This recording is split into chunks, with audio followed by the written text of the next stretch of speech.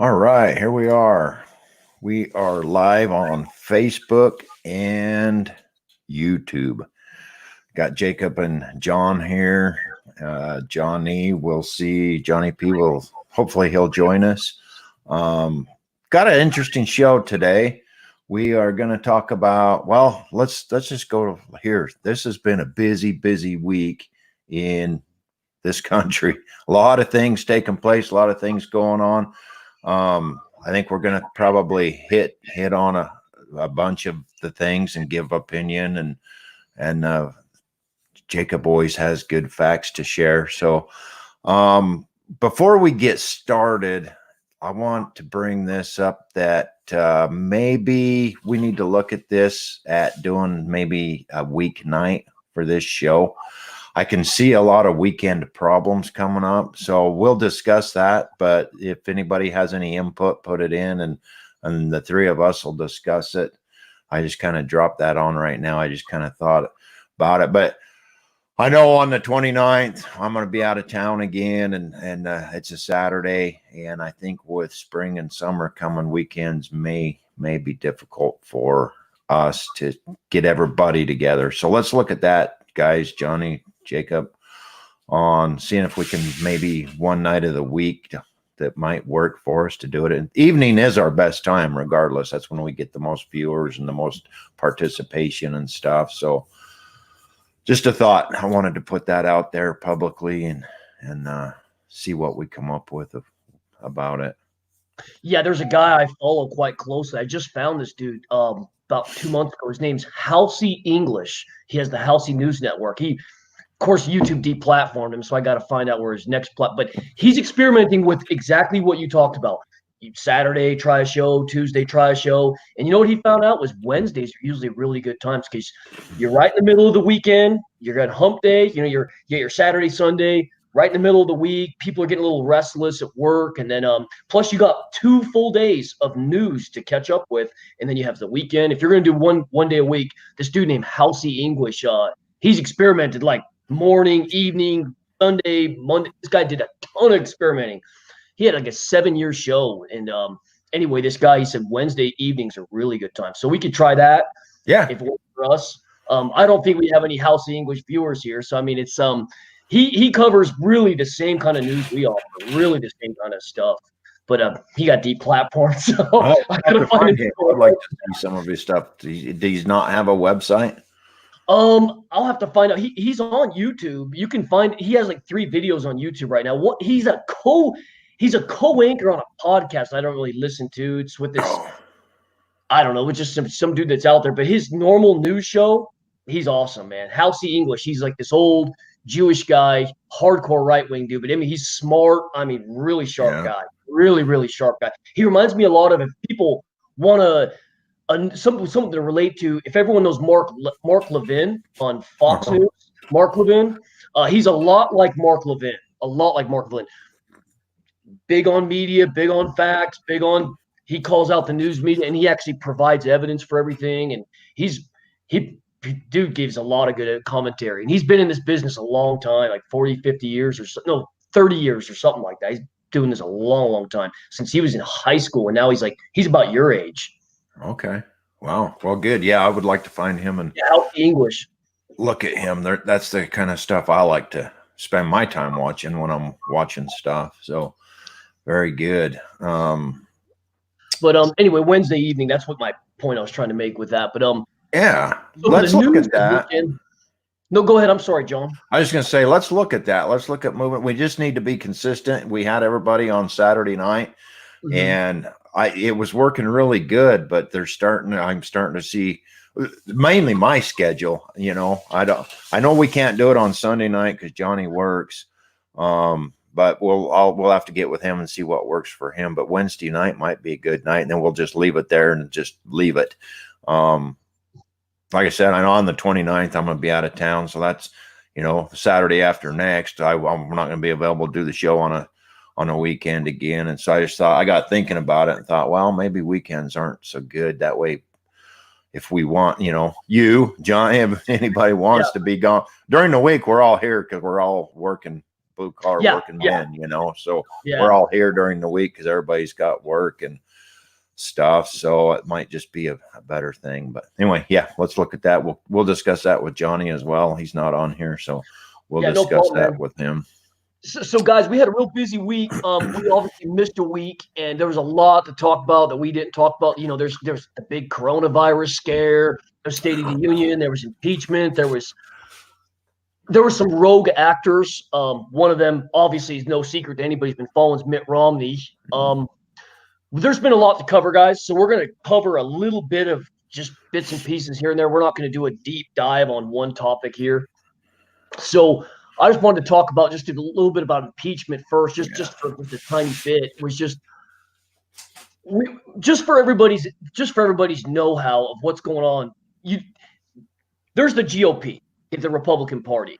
It's really not the Republican Party. It's really the Democratic Party, and Trump's the one, really the actual Republican who's standing up for his constituents. Because what we seen over and over again was there were several Republicans, that lady up in Maine, Mitt Romney. They're trying to undermine Trump any way they possibly can. It's people like me who I'm an independent, just so everyone knows. I'm a Texas registered independent, and we're able to vote in primaries if we want. It's not like Arizona where you have to be registered to a party to vote for a primary. And it's very disturbing to me when I have candidates that I'm offered here in Texas, but I know they don't have Trump's interests in mind. Because if I vote for them because they have my values, but they want to undermine Trump, well, it makes me not even want to vote at all. So my question to viewers is, if you guys are going to get politically active, do you feel confident voting for your local constituents? What I refer to are judges. I'm referring to local representatives, meaning your 2-year representatives, and your senators, which is what Mitt Romney is. Do you guys? It's a rhetorical question. You can leave a comment below, or you can just ask yourself privately as you're driving along or doing your thing. Do you guys feel confident in the Republican Party to actually do something without Trump, post-Trump? Let's pretend Trump's gone, because this is a reality, guys. Trump's not going to be here forever. Can we trust these people? And we've seen an abundance of evidence that no, a lot of these people in the Republican Party, they cannot be trusted. That is correct. We say, oh, Republican, but if you go to Washington, they're all corrupt, every doggone one of them. And I think, like with Trump coming in, not being a politician and stuff, he's not a career politician, and he can't be bought. Yeah, He don't need money and Uh-huh. stuff. So, being an independent guy like that, I think it's been really good for the country. And I know even in Utah right now for governor, there's one on the ballot that is not a politician. There's one that's running that's not a politician. He's a business owner. He's a Trump on a smaller scale business owner in Utah, very successful business owner, built his business in the recession, knows business, knows how to get things done, is not a politician. Man, I think we need to steer toward those type of people a little more and weed out this corruption and these bought and paid for people that come in here and push an agenda on us that has nothing to do with why we elected them. Absolutely, man. Yeah, I don't want to cover impeachment too long, but we've seen a lot of Republican actors. Now, it wasn't a lot of them, but it was a few of them that they have that R in their name, like that lady up in Maine. I think there was another guy in West Virginia. He's another senator in West Virginia. I can't remember his name. Saved my life. There was an old senator in Arizona. This goes way back to Kavanaugh. I'm not going to bring him up, but you just have this feeling that you have a Republican in your name. You're Republican, but do you really represent Republican values for Americans? Because you have to, if again, my fellow Americans, my fellow countrymen, if we want to exercise our political power, we need to really question these people, hold their feet to the fire. Because if they're going to say they're Republican, get to Washington and not be a Republican. Last time I checked, Republicans are for strong national defense, free market solutions, strong Second Amendment, due process. That's largely what the Republican Party's for. They want to keep small government, limited government, strong national defense, Second Amendment, strong Sixth Free Amendment, enterprise. free enterprise. Yeah, that's largely. A lot of these guys aren't for that. They're for crony capitalism, meaning government getting involved, creating monopolies where some businesses can compete on unequal footing with others. And I'm going on a bit of a tangent here, but my point is, guys, is when we let these people, they're exposing themselves in these impeachment hearings. You need to listen to their arguments carefully because they don't have the country's best interest at heart. They don't have Trump's interest best at heart. They're all about their own shtick, their own little mission, and they're rogue agents, and they really don't care. They're going to say what they have to go to Washington to get power, but when you actually see what they do, they're not at all for Trump. They're not at all for Trump. And a lot of these Republicans, they won't publicly say it because I'm calling a lot of them out. The only reason they're voting with Trump because they're worried about getting primaried. A lot of those Republicans, a lot of them, make no mistake, guys, I'd say half the Republican Party only voted for Trump because they didn't want to get primaried themselves. I'll tell you what, guys, you are going to see a mass shakeup in the Republican Party, I predict, in the next 4, 8, 10 years. I could see, 4, 8, 10 years, I would say you're going to see some massive shakeups because the party's really changing, man. You have a lot of these Republican people.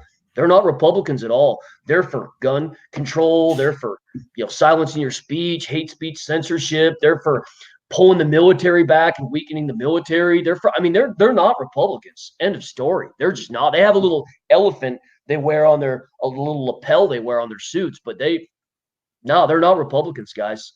And once again, there's plenty of commentary you guys can see everywhere about the impeachment. I don't need to cover every little step of it, but it just proves to you that how we had a few people vote against Trump, that just proves to you that to remove him from office, that is. These people don't have your best interest in mind. If you happen to be of conservative mind, if you like America, traditional values, if you like conservatism, if you like capitalism, if you respect our European roots, boy, these people, they're not here to protect you. They just want power for themselves. Morning, Randy. Thanks for joining us. Appreciate having you here. And that goes right back to my previous comment that we need to get rid of these career politicians because of all of that it breeds corruption. They might go in thinking one way, but they're going to come out a whole different person. I truly think, some of them truly do. I think what you're saying, go in, they say what you want to hear just to get your vote. And then they go in and do what they want. They had a plan. They had an agenda anyway. But a big part of it also is I think that it breeds corruption. Dollars talk to most people. You start throwing money at them, you're going to get them to vote and say the way you want them to vote and say if they're there to line their pocket. Because being a politician isn't going to make you a millionaire. Being a corrupt politician is going to make you a millionaire. And many of them are millionaires. So how did they get there? Exactly. So when we think of impeachment, we could go on to further issues that we're facing in this country that we're upcoming with an election and everything. You guys can expect a lot of rogue actors underground working. You guys got to see with the Russia collusion, false collusion case, now this false impeachment case. I'll tell you what, guys, I've seen these Democratic debates. They had a New Hampshire debate a couple days ago. You listen to every single one of those people on that stage, you think you're in a foreign country. You don't even think you're in America. The only one that even sounds remotely American is Andrew Yang. He's only remotely American. And I would say that Pete Buttigieg, he's exactly what I'm talking about. He's the guy that's going to tell you everything you want to hear, but then he's going to turn around and stab you in the back. Pete, booty plug. Buttigieg. Yeah, that's what they call him on the radio. Pete, out here in Texas, we call him Pete Booty Plug. And that's to go into maybe some important discussion here. This is related. So the Republicans' competitor, the Democrats, and we can see every one of these guys, They are full-blown socialists. They give it a branding of a name called progressivism. Progressive means we're so much better. We're the newest software update. We're so much more evolved than all you knuckle dragging deplorables. But the reality is they're just socialists, except they will be holding the champagne while you will be going to stores with empty shelves. You'll get worse services and you'll be begging for crumbs. And that's what happens every time with socialism. Communism, it fails every time. Every time. If it's in China, if it's in Cambodia, if it's in USSR, which once was Russia, turned Soviet Union, back to Russia. Everywhere it's been tried, it's failed, even Venezuela. And one more point. If there's anyone going to leave a comment, well, what about the socialist countries and the Nordic countries? Sorry, no. Those aren't socialist countries. Those are capitalist countries. There's more billionaires per capita in Norway and Sweden than damn near anywhere in the world. That is capitalism. That is not socialism. Hey, Randy, let me know if it's all right to post up your comments and we'll talk about them. Before I do it, I want your permission to do it. So if that's all right, let me know. Otherwise, we'll talk about them anyway. But I got some comments here. Sure, yeah. Let's go over some comments. This is kind of just a random back and forth right now. It's not really just kind of like brainstorming. Sure, and, and we do want to have help from the viewers for sure. It's your show. We want if you have questions, post them, and we do the show. Let's put this up. So let's put this comment up here and look at it. They're professional money launderers. They get in bed with the companies foreign and locally and do business or fund them with taxpayers' money and filter it back to their themselves and their families. Now, golly, we have seen so. And then the very next comment is here. And they're afraid of getting caught. Well, guess what? Guess what's happening? And Trump is undigging a lot of that with his investigations. And so if you want to look at who else involved in this whole, what is it? The Ukraine? What's that company? The Ukrainian? Oh, I can't. It's some oil company. I can't remember. The oil company. Yeah. You go look at who's who and involved in that mess, and it ties up the Romneys. The Bidens. There was I had a list. I never saved it. I should have, but there was a few that are involved in that are trying to get President Trump impeached. They want him out of there. Burisma, that's it. Burisma. Yeah, that's it. Yeah, there was so much corruption and stuff going on with that, and it all goes back to Joe Biden's son being put on the board there with absolutely no experience in oil and gas, no experience in Ukrainian government, gets put on a board there. And I saw a thing the other day that his salary was $166,000 a month to be a consultant. How in the hell do you consult on something you have no clue about? I've worn many hats in my day, and I'll tell you what, I've been put into some positions, and if you don't know anything about it, it's an uncomfortable. But here's the deal, and here's the deal. Here's the point I want to make about it is Joe Biden threw his weight to get that kid that position, right? And President Trump paid the price for it. He got the impeachment hearings and all the impeachment crap thrown at him over stuff that Joe Biden should be looking at, not President Trump. Everything that was going on over there, they were blaming him for. How the hell does that work? Oh, man. So that's a whole, okay. So the one thing we can say that even Democrats, okay, so I live in a purple county. It's turned purple. It used to be a red county. Democrats even admit to me, Jake, do you know any Joe Biden fans, like hardcore Joe Biden supporters? I'm like, nope, not one. He's like, there's a reason for that. He is the deep state. And the reason why, part of it. And I'm not defending the guy. I'm not defending him. But the reason why Bernie Sanders is so popular and Booty Plug is so popular is because they're non-establishment characters. Now, you could say Bernie Sanders has been into Washington for 30, 40 years or whatever, Vermont. he's been an independent, and he's really been a commie type of he's never passed a single piece of legislation. He's been a commie pretty much the whole time he's been there. They look at him as an alternative for the Democrats. They look at the communists. Okay, if you want to have a problem, here we are. Let's go further to the left. Let's go further to the left. Let's go further. And then you fall off the damn table, or hell, you go full circle pretty much to Hitler, where you come, okay, we went so far left, we're now right. And now we have a socialist super state. I mean, that's how the Third Reich, that's pretty much what the Third Reich was. Everyone thinks it's all like fascism. Not really. It was more of a socialist super state. I mean, they took themselves off the international money standard. They socialized all the workforce. If you look at exactly what they did, that is a perfect model for what these guys want to do. And it's funny, they call Trump Hitler. He has more Jewish Americans in his cabinet than any president ever, and he put the embassy in Jerusalem. And they say his daughter is an Orthodox Jew, and his grandkids are Orthodox Jews, and they say he's Hitler. And then you see the stuff they want to do with the economy, with Medicare for all, what they call it, the Green New Deal, open borders. The open borders wasn't so much Germany's Third Reich's plan, but the other two pretty much were socialize everything. And it's people just need to sit back and step back and think for a second. Why do these people think this way? Because we're getting desperate. Okay, why is Bernie Sanders popular? Why is Pete Buttigieg popular? Why is Trump popular?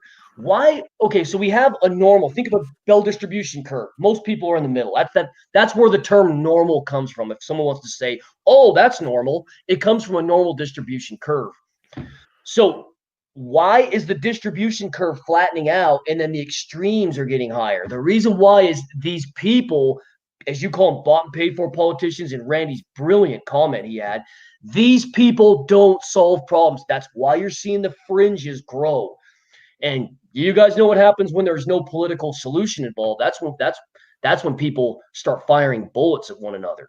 Okay, how we can avoid this once again is we solve basic problems. You have people, you get them to do a job and you hold their feet to the fire. But like Randy brilliantly pointed out, that once they get in power, like this dude in Virginia, they're trying to recall his governorship. He's literally rewriting the laws, and he has a Virginia House and a Virginia Senate that's going to back him up on everything. And most everyone in Virginia is like, "Oh, I'm none the wiser nor worse off. Let's turn on Netflix. Let's get my PlayStation ready. It's like, guys, you don't even see this is happening under your eyes. But Jake, look how nice that man is. He's so nice. How could you possibly say that about him? You're crazy." And it's like, guys, when you have to look at how these people behave, you can't just look at these messages from Bloomberg, these Bloomberg paid ads. You can't look at these PR stunts, and you can't trust the media either. You have to do your own research and think for yourself, people. You have to think for yourself.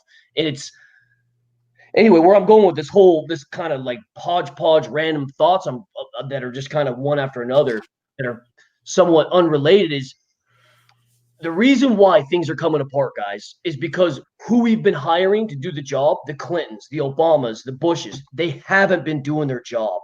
They've been, "Thanks for electing me, screw you." But they have a nice smile on their face when they tell you to screw you. They do something like this. So you guys need to be, we all need to be wiser to all of this is going on. We need to lead with the facts and reality, and not with our feelings and, "Oh, this person looks like a nice guy. He's not a racist." It's like the term race. I'm not even open this freaking line of thought, but the whole term race has been weaponized to get people to fight with each other when it was never an issue, and Obama's proof it's not an issue. Electing Obama, I should say, is proof it's not an issue. Right. I want to touch. I had some Bernie Sanders thoughts while you were talking about him. Yeah. He's got. I think is what's made him the more popular is the millennials. He's got their ear. He caters to them and appeals to them. I guess I should say he's more appealing to that generation, because he's saying he'll wipe out their student debt and you can have all the marijuana you want. It'll be legal in every state. And so, and I think in due time, not this time, not Sure, sure. now, but I think in due time that will prevail. Right now, I think they'd be outnumbered still, but there'll come a point when maybe they won't be, as all of us old codgers die off, and then it leaves you young guys, and you got such a big part of that generation that sees that stuff as appealing, which I can't figure out for the life of me why. I mean, here's my struggle. Sure. You're hearing it. Yeah, we'll wipe out. Yeah. So you got this kid and he's got $100,000 debt, and student debt, or 50,000 or 30,000 or whatever. The interest rate is 27.5%. They can't pay their loans off. They're making $1,000 a month payment on their loans, and it's not coming down. It's not coming down. That sounds like a good idea. Yeah. Take my debt. Let's wipe this shit out. Let's get it over with so I can thrive and survive, I get it. Pot, that's a big thing with everybody, with a lot of people, not everybody, that I can't categorize everybody, but with a lot of people, sure. That's a big contention today. And people want to smoke their pot or whatever, medicinal, whatever reasons, it don't matter. But so that appeals to a nice section of people. And these are the things that he's saying. And I think those are the things that they're, that's luring this generation in. I don't think he has the older generations, because we know he's been there. What is he, 30, 40 years, whatever. And you said it yourself. He hasn't done a damn thing. He has not done nothing. He's never passed a single piece of legislation. You want to talk about tits on a poor hog? A salary. Off of the taxpayers' dollars. All he's done is taken a salary for 40 years. What in the hell makes you think that you elect him president, he's going to do anything different? He's not. And I think he would fall right into the keep the decline of America going. But so anyway, yeah, that's my thoughts. We got home. One more piece I want to add. We got home last night, was gone all day, and we got home last night and we had two great big Bernie posters on our door. Oh my gosh, I thought the pretty half of me was going to come undone. It was like, not in this neighborhood, It's just these people don't think like okay, for instance, here in Texas Tech, a little side thing I'm doing right now is I'm on Postmates. I'm finding it to be quite fascinating. I'm getting to meet all these different college students. They love Bernie. I'm talking, they love Bernie. And I asked them, what is it you love most about Bernie? And they say, he's just so real and so inclusive, and so he's just so full of love and so full of, and he's so genuine. I'm like, he might act that way. I'm like, do you know I said, do you know he's never passed a single piece of legislation the whole time he's been in in the government, the whole time he's been in Congress, he's never passed a single piece of legislation. They'll go, wow, that really pours cold water on my theory, but he's still inclusive, and I know what you are. You're a Trump supporter, therefore you're racist, you're sexist. I'm like, okay, thanks for strawmanning my argument here and totally avoiding my issue. I talk to all these kids and they're just so brainwashed because this is what I think it really is. These millennials, we are now the largest voting class. We're the largest voting bloc. We just surpassed the baby boomer generation in 2016 or 15. We are the largest demographic or largest majority voting bloc, the millennials. The problem millennials is, let me back up just a little bit. Guys, economics, when economics goes bad, it's Douglas Murray. When the economics goes bad, everything just goes to, everything gets muddled and confused and everything's convoluted and you can't make sense of anything. Okay.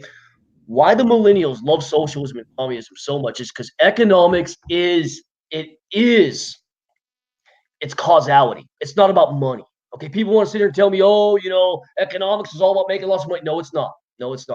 Economics it's a study of causality. Okay. Why these millennials love communism and socialism and such is because they feel no reality, no basis to it, just feel they feel like they got the short end of the stick and they're just going to take wealth away from the baby boomers and everybody else to make up for it.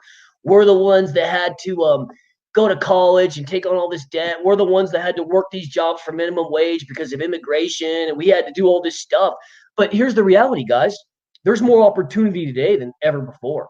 Ever before. There's more. And an argument that continually comes up over and over is, and I heard Steve Bannon say this, which surprised me, was he said, how can millennials love capitalism if they've never had access to capital? Are you so sure about that, Steve? Maybe in certain areas they haven't had capital. If you're willing to move and you're willing to train and learn some new skills, like I moved to the oil part of where I live. Okay, if you're willing to move to a tech sector like San Francisco, or if you're willing to be mobile and you're willing to learn, you can make money and you can build capital and you can do all these things. You might not have as much as Bill Gates or Jeff Bezos. Jeff Bezos, his company in 2019 only paid less than 2% tax, corporate tax. And people tell me, oh, corporate rate tax is so high. BS. Anyway, the reason why they love capitalism is they have a fundamentally different attitude toward money and competition, and their attitude is fundamentally different. They don't have an attitude toward competition. They don't have a good attitude toward capital accumulation because rich people are bad. Competition makes you evil. Competition makes you, oh, you're so racist and you're so patriarchal and you're so they tie all these terms to competition. When competition, guys, that's how you get good products. This platform we're speaking on is because of competition. You need to have a competitive environment for things to blossom and thrive. Okay. So again, I'm not speaking for all millennials, but I speak for a lot of them. The reason why they love capitalism, or they love socialism, and they don't want to compete for money. They don't want to compete. They just want to have an easy go at things. They don't want to move and retrain and go into dirty fields. I don't want to be a dirty blue collar worker. I don't want to be dirty. I want a nice, clean tech job. And they find, whatever, they move to those jobs, they have a tough go at it. I don't know. I can't speak for all millennials. And the reason why a lot of these tech sector people that are really intelligent, they tend to be left leaning is because they've never had to face any of these problems. They grew up in the upper middle class, grew up relatively wealthy. Their parents got them in these elite schools, and these people haven't struggled a single day of their life, so they don't know what it's like to be out there. That's why they vote, oh, Democrat. You guys are for all these fairness and sharing wealth, and I didn't do nothing to earn this wealth. It was all given to me. So, hey, let's just share everybody's wealth all over the place. And then the rich people like Jeff Bezos, Warren Buffett, Bill Gates, the reason why they're quasi, why they support, redistribution of wealth and such is because they want to keep the left off of their ass. See, they look good if they say, I like Bernie, I like this Democratic candidate, Bloomberg and such. They keep the SJWs, they keep the left, they keep the avid Twitter people off their back when they support it. Make no mistake, Bill Gates, Warren Buffett, Jeff Bezos, everyone from the Google guys, every single one of them are capitalists in their heart. End of story. And there goes my little rant. I'll end my rant with that. I mean, it's a long rant, but you guys need to understand, economics is a study of causality. It's not about money. The reason why millennials don't want capitalism is they don't want to compete. And they think everything should just be, oh, it's all about me. Everything's all about me. Why should I learn a new skill? Everything's about me. And that's that. You guys will see this attitude. Meet millennials. You'll see this attitude it's pervasive. This attitude of, I shouldn't have to save money. I should just be able to just have money handed to me. I shouldn't be able to learn tough skills and compete in the job market. I should just have a job waiting for me. It's like it's never been that way. The only reason after World War II it's been that way is because we had all this prosperity building up for the war that had all these jobs. That was a rare moment in time. Capitalism's always been about, you have a few people that make a lot of money. That money then creates a lot of jobs. Without those rich people creating the jobs, there won't be no damn jobs. They grew up getting a trophy without earning it. Exactly. Everybody gets a trophy. Everybody gets a trophy. I don't have to work hard. Why should I work as hard as that guy that's over there puking in the trash can because he's worked so hard on this running or whatever that it is, when I'm going to get a trophy anyway. Yeah, so they look at government, just to Get the touch same on trophy. a little bit. They look at government as mommy and daddy because again, they've had the helicopter parenting their whole lives. They've had helicopter parents. They haven't had that time like where me and John kids used to play. We used to be able to negotiate our own little problems, and 99% of our problems never even got to our parents. We used to negotiate our own little issues with each other. They never had that. They always had their parents solve everything for them. Move obstacles for them, plow through things for them, get them into special schools. Their parents did everything for them. Where most people like us, they grew up in these smaller towns and such. And I mean, designed. just small towns. We've had to learn how to navigate this stuff ourselves. But most millennials, you'll see over and over again that they have a tremendous attitude of entitlement. It's sickening the amount of. It's been designed that way, Jacob, for the last how many? Well, the last generation at least. It was designed that way because take away the free thinking, take away the thinking outside the box, be told what to do type mentality. And we've got some comments here, and we've got one that really goes along with this, and it because it has to do with the school system and stuff. But Randy, Chris, Alex, welcome you guys. Thanks for joining us. Appreciate having you guys here. I'm going to throw this one up, Jacob. There's one here from Randy. Follow the money, see where it starts, and who pocketed ends in basic investigations. We're talking about the career politicians and whatnot and corruption. This one I really like. We've talked about this a little bit in previous shows. Yeah. There's you. We need to do one of these shows one day. We need to do a special just on this guy, this Zinser. I'll get the book and I'll go through it and I'll show everyone all the bullshit that he's. I can't remember what his last name is with a Z. Zinn? Yeah, they've subverted American history. You know what's funny? Howard Zinn? They don't. Yeah, the Howard Zinn. They don't even teach history the right way. They don't teach history about how the Third Reich came to power. They just said, "Oh, it was all because they hated Jews," and it's like, no, it was way more complicated than that. Like the Treaty of Versailles, mass inflation. It was way more complicated than that. And nobody even knows what a gulag is. Can you believe that?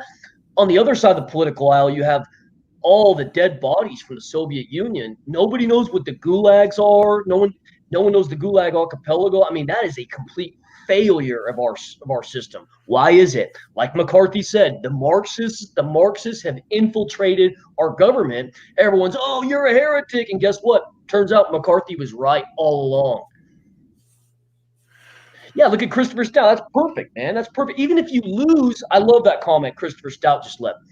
Even if you lose, you still gain from losing. I mean, guys, really have an open mind on this thought. Here's the other part to it. Compete for like a track event. We're all going to run down the field for 100 yards.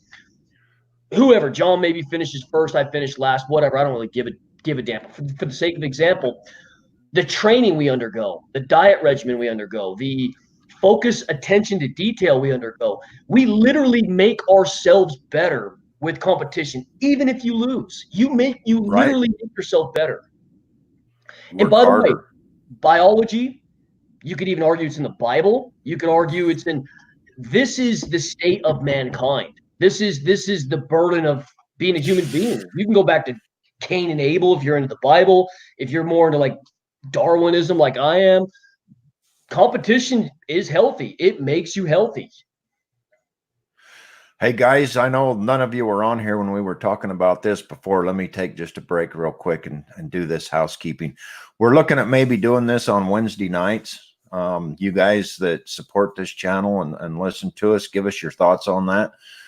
Weekends are starting to become hard, and I think more we get into summer, it's going to be hard to get everybody assembled on a weekend. So maybe a weekday will be better. Looking at maybe Wednesday nights at 7 p.m. Give us your thoughts, you guys, please. Appreciate you guys' input always. Absolutely. So let's transition just a little bit here. So I mean, we've covered why this voting bloc, the millennials, vote for like Bernie Sanders. I want to take it more to Trump. The reason why people vote for Trump is the complete failure of the GOP to actually enact the policies they promised. The George Bushes, the George Bushes, the Mitt Romneys, all these fake, they call them rhinos if you guys want to know. They're Republican. It's an acronym for Republican in name only. All these fake people that try to fight for the best interest of America, and they really don't. They just kick the can down the road and let the next guy behind them figure out these problems. And then it gets so bad, there's no political solution. Okay. And now we're looking at a situation where we could potentially have a major civil conflict or serious civil unrest. And guys, I can see in the next few years, if Trump gets reelected and the left's not happy with that, something big could happen. Maybe not, hopefully not, but I mean, something big could happen. So why do people vote for Trump? Again, these aren't bigots and racists that everyone thinks. 6 million people, I just found this out the other day. 6 million people who voted for Obama, reelected him, also voted for Trump. 6 million people who voted for Obama, reelected Obama, then voted for Trump. 6 million people. So you can't sit here and tell me, oh, it's a racist, sexist, Islamophobic, blah, blah, blah, blah, blah. No, it's people see their common sense. How do I get these problems solved? Okay, Bush can't do it. Romney can't do it. Paul Ryan can't do it. John McCain can't do it. Oh, here this guy comes. He can't be bought. He can't be, he speaks his mind. Wow, He's this tough. is refreshing. Let's get this guy in charge. Why does everyone, how do they question? How could anyone with a sane mind even question that? Here's what my theory is, okay, guys? My theory is you have a lot of Republicans that will speak out against Trump because they're cowards. They're jealous of Trump because they wish they could do that. They wish they could be that maverick who comes out and speaks against the establishment. They don't have the balls for it. That's why they hate him so much. That is exactly why Mitt Romney doesn't like Trump. Mitt Romney in his heart wishes he could be someone like Trump. Not his, his character foibles and his tweeting and stuff, but I mean, he wishes he could be that candidate to really speak his mind and get things out, but he can't. He knows he can't. He knows both sides of the lobby own him. He knows he'll lose all his credibility, most of his money. He'll lose nearly everything if he acts like Trump. So they're jealous of him. He has this kind of freedom those other politicians don't have. And that's why they look at their friends like peer pressure. Ooh, let's speak out to get him. He's evil. He's bad. But deep down, I know those Republicans say, God, I wish that was me. I wish I could speak up, but I can't because I'm too much of a wimp. People don't want to get involved. Even those that are elected to be involved, because they're looking around. They're too worried about what their peer group thinks of them. And I think I don't know, I might be reading it wrong or hearing it wrong, but I think that's kind of what you're alluding to, because they're not going to speak up. They're going to sit back because they're worried about what their peer group thinks of them. The same thing, a lot of people just look at us, the American peoples. How many people just sit back and are letting things happen and slide? And it's like you'll talk to them, and you talk to a lot of different people in any given day through work and pleasure and whatever, activities and stuff. And they know that it's not right and they want something different, but they'll let somebody else do it. Well, too many people sit there and let somebody else do it, and it doesn't happen. And pretty soon you wake up one day and bam, your shit's gone. You have no First Amendment. You have no Second Amendment. They're coming and getting your guns and so on and so forth. And, that's an extreme, I know, but that's what happens when everybody wants to just sit back and let somebody else do it. Somebody has to stand up, and there's a lot of people that do stand up. And that's why we do these. We want to get our opinion in there, and we want to do our part to help make things better. And, you got somebody like Rush Limbaugh that's been doing this for 30, 40 years and all pro-American. And we'll go into that a little bit later. But how much time do you have, Johnny? Don't let us cut you short. I know you got a plane. I'm good. I'll start pulling my stakes about 12 o'clock, noon Central Time. So no, I got about 15 more minutes, regular show time. I plan to do a full show. The one thing I'd like to say is the reason why a guy like Rush Limbaugh is popular. Okay, let me actually back up again. How do these people get popular, like Trump and Rush Limbaugh? Because guys, when you try to hold something down, like imagine there's a river that's flowing and you build a dam in the river. Does the water just stop? No, it flows up and over, or it flows around. it flows up and around. You can't hold the will of the people down. So what happens is when we have all these Republicans that are fake people, they're fake people, and nobody privately wants to talk about it. Well, actually, in their car privately, but I mean publicly amongst your other countrymen, no one wants to talk about because they're afraid of being, called a heretic. They're afraid of social media. They're afraid of all this stuff. Okay. Number two is you have all these politicians that make all these promises, don't fulfill it. Then you have a media that backs them up, doesn't question them, which they're basically violating their own reason to even be a business. Okay. So where am I going with this? Why is Rush Limbaugh popular? He holds the Republican Party's feet to the fire. He exposes the left, and he holds. Rush Limbaugh deserves a lot of credit for this. Okay, he holds the Republican Party feet to the fire better than anybody. He calls out all these fake Republicans. He calls out all the fake lobbies. He calls. Why do you think he has like 30 million listeners? People need to stop and think. How are all these people like AOC popular? Because there's a lot of millennials that want free stuff. I mean, it's right. Guys, things are the way they are for a reason. It's not because you can't just reduce something to racism. You have to really get in. I mean, maybe some people are racist, but 60 million people are really racist. Are you serious? Like, you got to really stop back and think about, like I said, economics is causality. Why are things the way they are?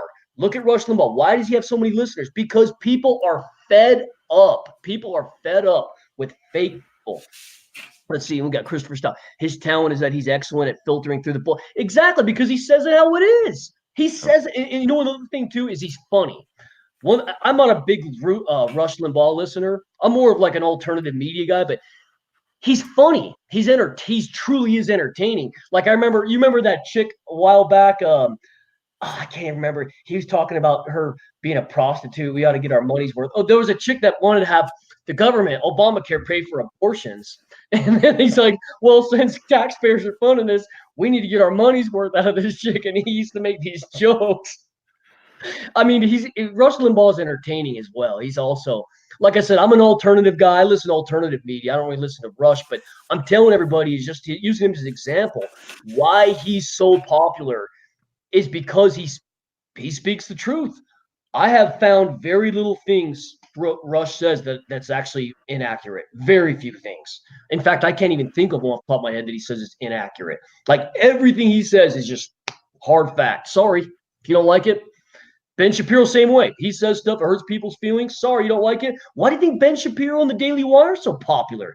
People need to stop and think, why are these people so popular? Nobody's forcing us to do anything. People vote with their feet, so to speak. I'm saying that, pardon the pun, people vote with their feet, but no, they have a series of options and they choose, what do I like the best? Why do people like the Squad? Because the Squad, it's appealing to this whole, white people are out to get me. White people are going to kill my family. Let's vote for these people that hate America, they hate white people, and they hate capitalism. That's why they're popular. I mean, it all makes sense. Economics is a study of causality. Everything leads with economics, like they said, money. Yeah, Ben's good. I like listening to Ben Shapiro as well. And I do. I during the day I do a hodgepodge of stuff. I listen. Mm-hmm. I got 10 hours of windshield time, so I listen to some music, and I've gotten to where I listen to a lot of talk radio and a lot of podcasts mostly. But I listen to some Rush, and his show on Friday was excellent. I loved it. And then you got Sean Hannity, and Sean Hannity I can do some of, but the Ben Shapiro dude, man, I like him. He's a fast talker, fast thinker. He's like Jakob, man. They know what they're talking about, and don't have any problem getting it out there. And they have so many I think because somebody said, they cut through the bullshit and tell it like it is, and it's not always comfortable. It's like managing a company, being the worker in there, it's not always comfortable hearing what you have to hear to make you a better employee, or to make you a better athlete, or to make you a better presenter or whatever, because you got to get the hard facts, and that's what makes people better. And so, I think that, and I think, well, I don't think, you look at the numbers and it tells you that a lot of people want that. They want that. They want The the numbers hard don't truth. lie. Right. Numbers don't lie. I mean, just look at this. Look at YouTube, okay, for just an example. Now, that's changed as of recently because the algorithms got changed. Look how popular right-wing media got on YouTube, and it got popular fast. That's when YouTube started deplatforming. They started changing the algorithms. That's when they started demonetizing, departnering, because they seen how popular this was. That's how Trump got the secret of how Trump got elected, guys, was social media. That's the secret, because things could spread a lot quicker Rapidly. And at the time, because the way the old algorithm for YouTube was, they would get a lot of views, they get a lot of shares, and the truth would get out, and then, oh my God, we can't have this and get out. That's why the tech companies, that's why the tech companies hate them. But see, the tech companies are making money off Trump now. So this is funny, kind of as a side note. Facebook and Twitter are propping up Trump, because they're paying a lot of money for his ads. They're paying a lot of money. So Elizabeth Warren and Bernie Sanders, everyone's crying about, oh, you need to take Trump's fake news ads down, because there was an ad about Nancy Pelosi tearing some papers, and they were honoring some I think some black dude's like accomplishment or something, and they linked it together. They were crying, get these ads off of here. Zuckerberg's like, hey, I did it to you guys. Now you're going to see what the shoe's like on the other foot. And then the other dude, can't remember the dude's name from Twitter. He said the same thing. He's like, no, they're paying for it. Screw you. I'm going to do what I want. This capitalism, hey, you have to pay for it on the other side if you don't agree with it. That's going against social media now. Right. Have you ever watched this Caitlin Bennett, Jacob? I've never Safe Space. Kate Safe Space. Oh, is she that libertarian chick with the snake? Don't tread on me. Yes, I have seen her videos. Yes, I have. She's very sharp, and she goes around. Alex is just talking about. She goes around talking to young kids all over the place, all over the U.S., and tells them the truth 90% of the time. One proves wrong, gets physically and verbally abusive because they don't like being told that they're wrong. That is something. Yeah, and that is something that I've seen with all the different guys that I follow. The American Joe, there's a bunch of them. I can't even name them all, but these guys do exactly that as well. They go to these different rallies and stuff, and they've got their own equipment. They're independent guys, just like you and me, and they're doing what we do here. And they got their own equipment, and they go do news shows and stuff. And it's fun to watch them interview these millennials. Now, every once in a while, by the end of the interview live on TV, they've changed their mind. They've got them mind fucked, I guess, Yeah. But a lot of times they get mad. They do get mad, and they throw fits and, stomp off and stuff. And it's like, there's the problem. Yeah. That's the problem, because they're so used to getting their way.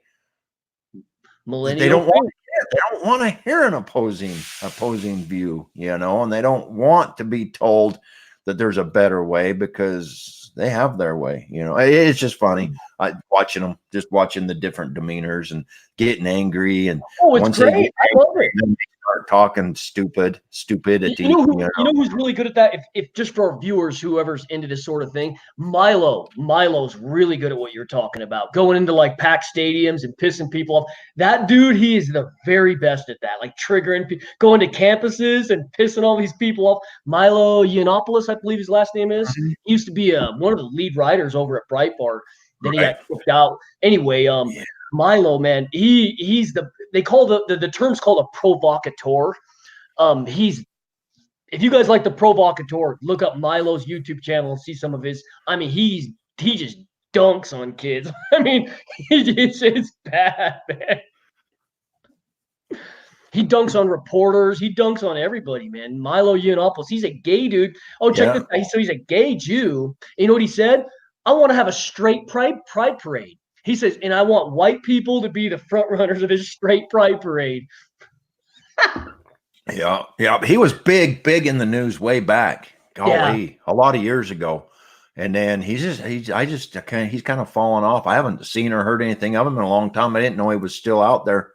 Yeah, he's been deplatformed. He's been kicked out of banks. So Chase Bank, He's been kicked off of Patreon. He's been kicked off of Subscribe Star. He's been kicked off of Stripe payment processors. So he can't get a job. He can't get payment processors. He can't get anything. I feel bad for the poor guy. I mean, he's struggling to eat. He says now him and his husband had to sell their house, I guess, because they're really struggling because he can't do anything of.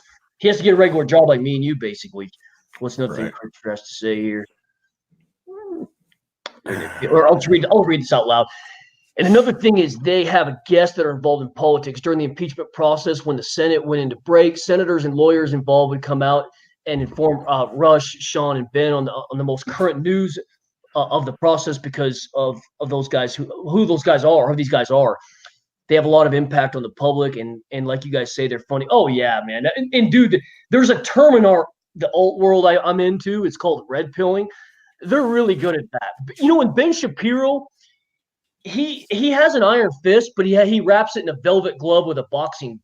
He gives you the hard fact, but he's not going to crush you and destroy you. He's got a soft punch. He's got a soft, and he's real empathetic, man. Because so to give everyone a little bit of background, Ben Shapiro, he grew up in an Orthodox Jew family, and he said all of them were left wing. All his family was left wing.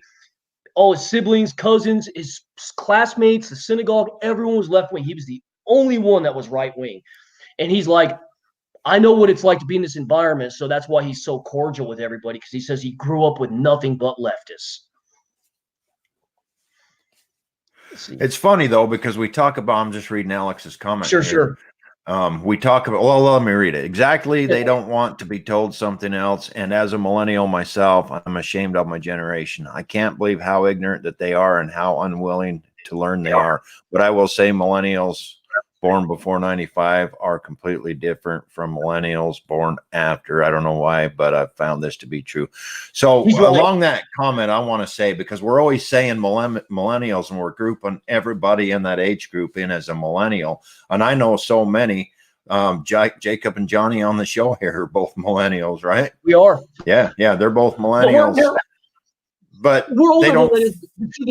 Go ahead. I'm sorry, John. Go ahead. I just say they're like Alex, and there's so many of them that are labeled and fall in the millennial that don't act the millennial.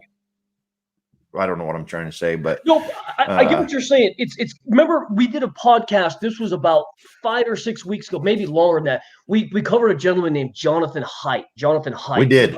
Yep. He specializes in all this social justice warrior crap. He studied at the bare grassroots. He said what caused all these kids to be so gentle and soft? They call them snowflakes. The term snowflake. What caused these kids to be this way is the helicopter parenting and there's no unsupervised play, meaning kids aren't playing without an adult present. And they grew up with always having an adult present. That's what caused them to be so soft about everything and use the government or using parents to solve all their problems.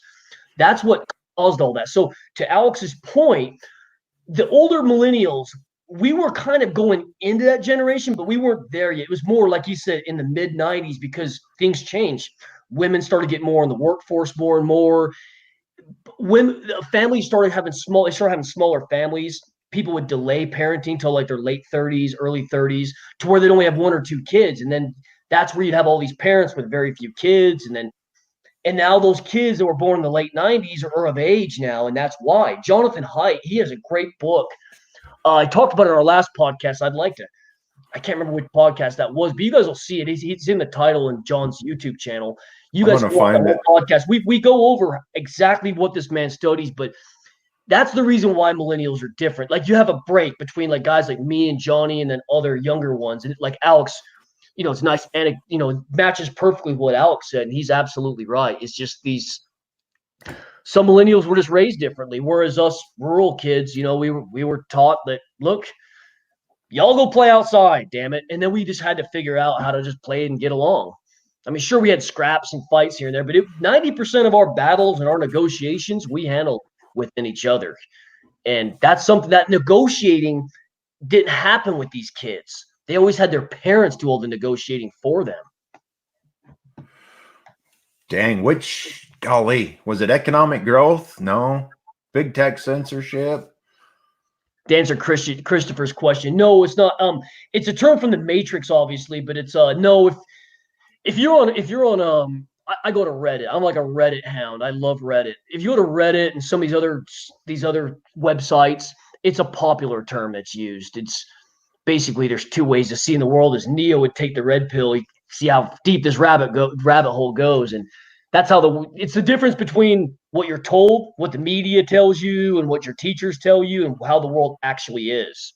Your teachers tell you go to college, get good grades, this and this, and you'll be this person. Now the millennials are finding out taking all this debt, they're worthless to society. But meanwhile, you have high school dropouts that have a trade and they're making six figures a year and they're successful as hell. That's the red pill, man. Teach the basics. Okay, so Randy has a comment here. Teach basics. It's sad when you go into a business and the kids working there can't count change without a. Oh, that's a man. He just opened up a huge vein in me right there. Oh, yeah. Randy, I'll tell you what, Randy. I mean, I don't know this Randy Chandler. Man, this guy, me and him think a lot alike. I go to Uber, okay? You'd be surprised how many kids don't know directions without a GPS.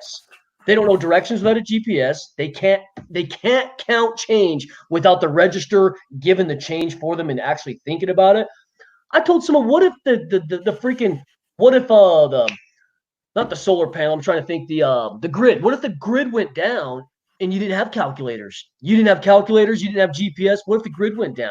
You're just going to rely on looking at the sun? I mean, how you're just going to rely on I only have 20 fingers and toes. That's as high as I can count. Like, yeah, I don't want to lump all millennials in that way, but there's a lot of these young kids. They just because we're so insulated from problems. That's what it comes down to. Because the parents are too loving and too caring. They want, my little Peter right here, my little Andy.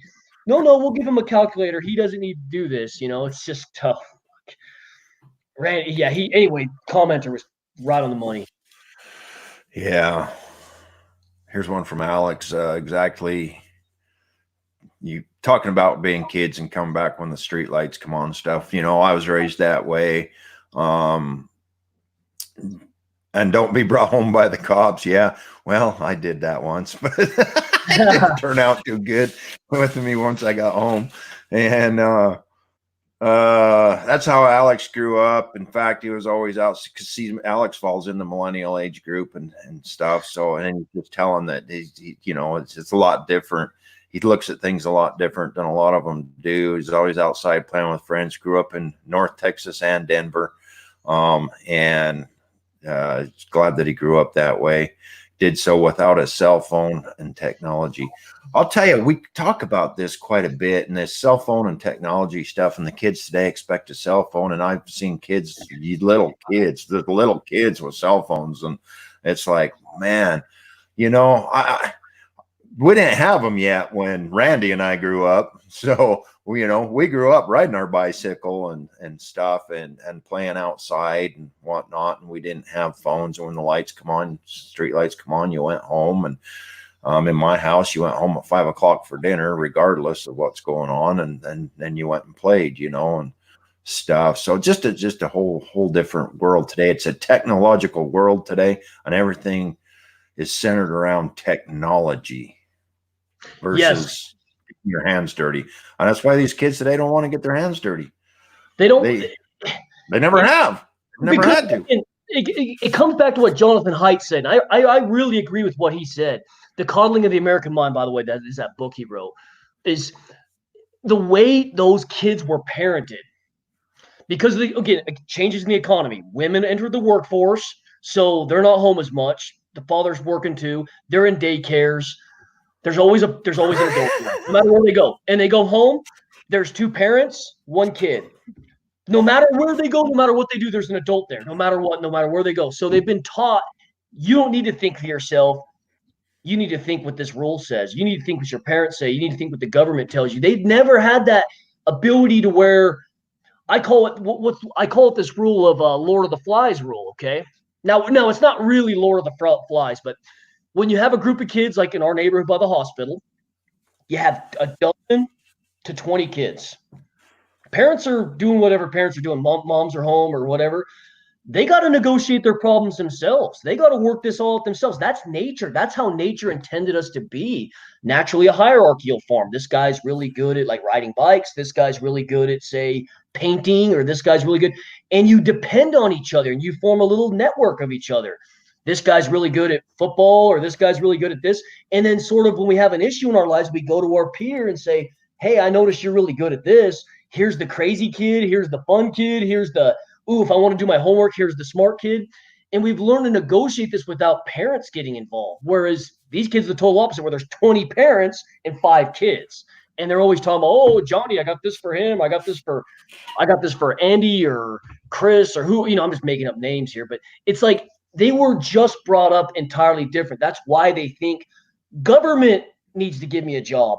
Government needs to pay for my health care. Government needs to fund my education. Government, because they've never had to actually go out and negotiate this stuff on their own. I mean, it's Jonathan High. He's your guy on this, guys. Yeah. If you don't believe me. We did do a video. He's a Democrat too, but he called it out.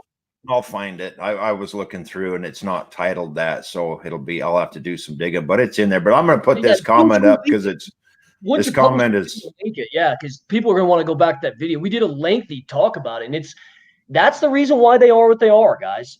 There's no secret to why millennials act the way they do. They act that way because they were parented and brought up in a different environment than us, young rural kids were brought up, where we had to freaking fight our own battles, so to speak. I mean, if you got too bad, a parent would get involved, but 90% of it, we just handle amongst each other.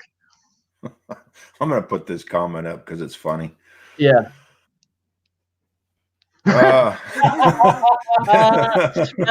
This man would know. Now, I got to tell on myself, I guess, since Randy told on me. But I went through a stage where, man, I was going to beat the cops. Well, you can't.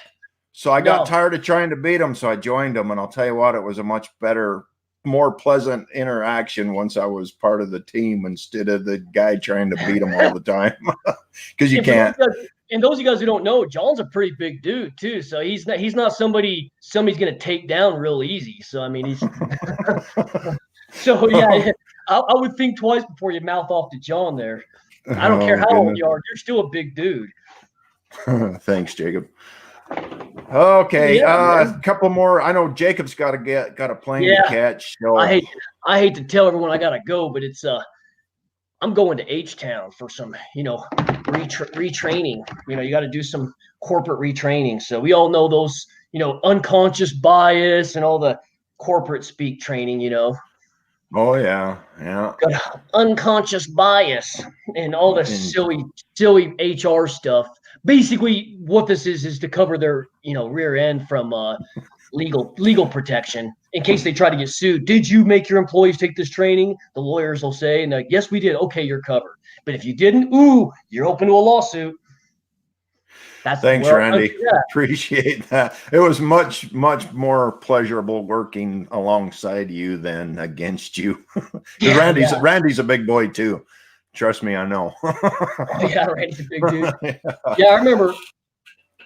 Because you used to come to high school and help out once in a while. I mean, you were there, I think. I don't know. You weren't like permanently positioned there, but I remember when I was a junior or senior in high school. 3 years up there. What's up? School. I did 3 years up there. That's right. Because I remember my vocational senior year, Jeremy was 2 years younger than me, and John was a grade below me. But me and John were about the same age. And I remember you were at the high school quite a bit. Yeah. People weren't afraid of there was a nice cop. He was a nice guy. His name was not Furman. I'm trying to think what his name was. He was a real nice guy. Shorter guy, bald, real. He used to teach Furlong. Who? Furlong, yeah, he was. Yeah, he was up at the school before I was. He was actually my boss. My direct line supervisor was him when I went up there. I spent 3 years up there as the school cop and taught vocational law. I taught DARE prior to that for like 5 years, and then our school district did away with DARE. Went up there and taught vocational law to juniors and seniors. So I had second hour.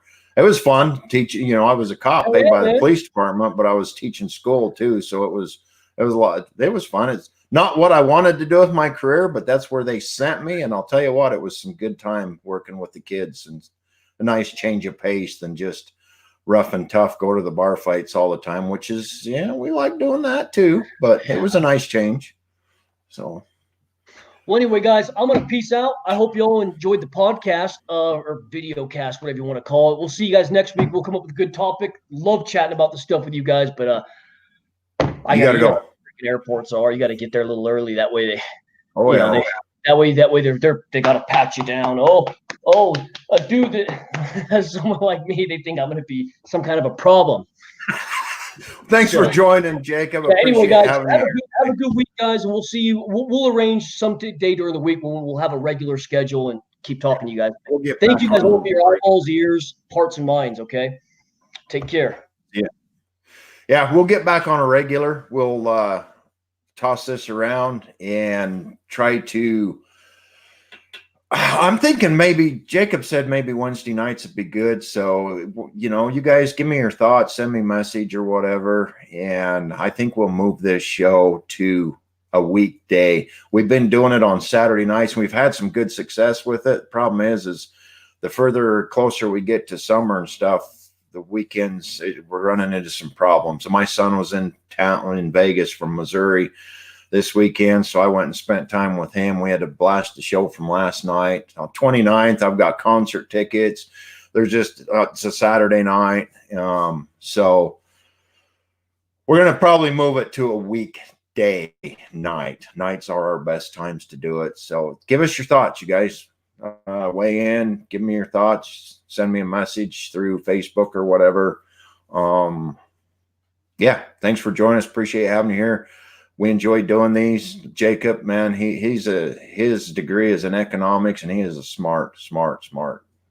Does a lot of study and research as well. So we enjoy doing these. And thanks for joining us. Peace, guys. Enjoy the rest of your weekend. We will see you.